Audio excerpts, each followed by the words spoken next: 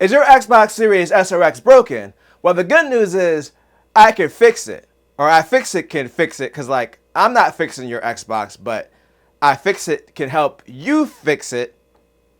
Just roll the intro.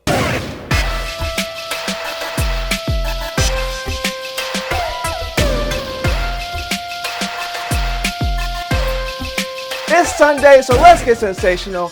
I'm Bald, I'm Mike, and I'm back to talk about the gaming news. Stop it. And you know what else can be bald? The inside of your Xbox Series console if you take it apart to fix it. So iFixit started partnering with Microsoft in 2023 to provide parts and user guides for some of their Surface products, and now they've decided to extend that partnership with iFixit to the Xbox Series S and X. So iFixit now has genuine parts available for the Xbox Series consoles and repair guides on their sites. And for the most part, the prices seem pretty reasonable, except for the motherboard. That jank like $600. I mean, at that point, it's cheaper to buy another Xbox. Aside from the motherboard, there are things like the Wi-Fi card, disk drives, and the outer shell, which seem to be reasonably priced. But either way, it's great to see easier access to parts and guides for people who have the know-how to perform their own repairs. It's a step in the right direction, and hopefully we'll see other product manufacturers adopt this in the future. And speaking of the future, it's not looking so good for one of Ubisoft's games, xDefiant. So Ubisoft launched xDefiant back in May of this year, and for what I read, it was a free-to-play competitor to Call of Duty. I ain't never played it, so I wouldn't know. I heard about it in passing, but I just never ended up trying it. There were some rumors back in September that Ubisoft had given up on the game, but the game's executive producer, Mark Rubin, was like, nah, it's not dying. Well, it's officially dying. So Ubisoft has announced they're shutting down the servers for xDefiant on June 5th of next year, which is way longer than I would have expected. However, they're no longer allowing new players to download or create accounts for the game. So basically, it's just a send-off for people who are already playing the game. Now, the unfortunate thing with all of this is, of course, Ubisoft is doing layoffs. They're laying off around 270 employees that worked on the game, and the other half of that team is being moved to different projects. So it's nothing new or surprising with these type of game shutdowns and subsequent layoffs. We saw Sony do it recently with Concord, which was way worse considering that it was shut down after 2 weeks. But either way, it sucks for everyone that lost their jobs as a result of the shutdown. All right, after that bad news, I think we need to blow off a little steam with some leaks related to Steam.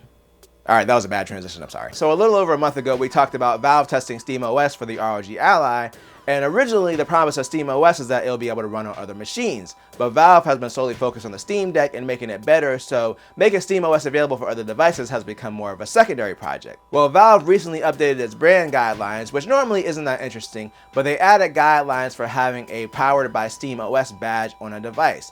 Now, obviously, if they've added this, they're probably close to releasing the version of SteamOS that can run on other devices and compete with Windows for the handheld space. Now, I personally use my ROG Ally over the Steam Deck just for compatibility reasons, but SteamOS is a way better experience on a handheld than Windows is. So I really hope that A, this is coming soon, and B, some of the handhelds have SteamOS out of the box, because Microsoft really needs to step it up with the Windows experience on handheld devices. Now, aside from that news, there was also a leak related to the new Steam controller. So I covered this a couple of weeks ago, but it's rumored that the new Steam controller is going into mass production soon. Well, someone is claiming that they found a thumbnail that shows a render of the new Steam controller, and if this is accurate, it's exactly what I thought it would be. Basically a Steam Deck without the screen in the middle, but I'm all for it because the Steam Deck controls are actually pretty good. We'll see what happens with SteamOS and the Steam controller, but I'm looking forward to both. Just like I'm looking forward to the elusive Nintendo Switch successor, and that's what we're talking about today in our final story. It ain't the same without the hair flip. So it's been a little bit since we had any leaks or rumors about the Switch 2, because at this point, we're just waiting for the announcement. But we got some very sketchy leaks related to the Switch 2 that happened last week. So the first one isn't really a leak, it's just more of a retailer that's jumped the gun and started selling Switch 2 accessories. But don't get too excited, because it's Alibaba. So Alibaba has started selling Switch 2 screen protectors for the rumored 8-inch screen and the carrying case. Now, if you don't know anything about Alibaba, it's a little bit sketchy, like in general. So I don't feel like these products are based on legit specifications from Nintendo. I mean, I could be wrong, but I'm not looking at this and saying, oh, the Switch 2 must be real close because they accidentally released these accessories early. All right, so there was that story with the questionable accessories from Alibaba, and then there was the actual alleged leak, which is some blurry screenshots of the alleged Switch 2 Joy-Cons. So the screenshots came from a video that was uploaded to a Chinese video sharing service called Bilibili, and people have shared screenshots from the video, and they look like the current Joy-Cons, but it's hard to tell because the screenshots are really low quality. Like, how did they find a webcam from 2006 to record that video on?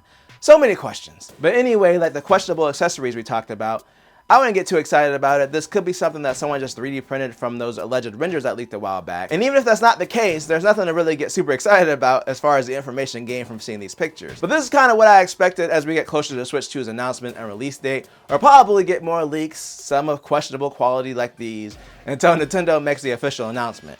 Just make the announcement. Just make it. But let me know what you think of the alleged Joy-Con pictures and the rest of the stories from this week. And until next time, if you enjoyed this video, then make sure to tell a friend, tell a coworker, like, share, and subscribe, and hit that bell notification button thing wherever it is to be notified when I drop a video or a live stream. And always do at least 2 things at the same time. Peace.